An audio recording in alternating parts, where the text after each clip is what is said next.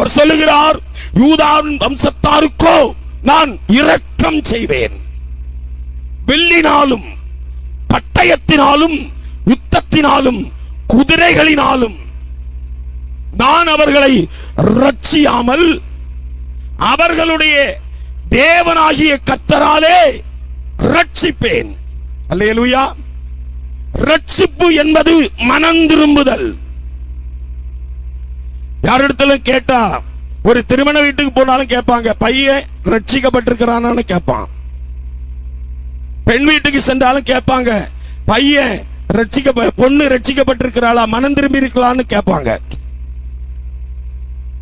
உண்மையா ஒரு ஊழியக்காரரு தேவ மனுஷனாய் இருந்தால், தெய்வ பிரசன்னத்தில் நடக்கிறவராய் இருந்தால், தேவனுடைய திட்டத்தின்படியாய் ஊழியத்தை செய்கிறவராய் இருந்தால் அவர் கேட்பார், உங்கள் மகள் மனம் திரும்பி இருக்கிறாளா, உங்கள் மகன் மனம் திரும்பி இருக்கிறானா? அல்லேலூயா. ரட்சிப்பு முக்கியம், மனம் திரும்புதல் முக்கியம். பழைய சுபாவம் மாற வேண்டும். இதே பைபிள் சொல்லுகிறது, ஒருவன் கிறிஸ்துவுக்குள் இருந்தால் புதிய சிருஷ்டியாயிருக்கிறான். ஜென்ம சுபாவங்கள் மாற வேண்டும், ஜென்ம பாவ இச்சைகள் மாற வேண்டும், ஜென்ம ரகசிய பாவங்கள் மாற வேண்டும்.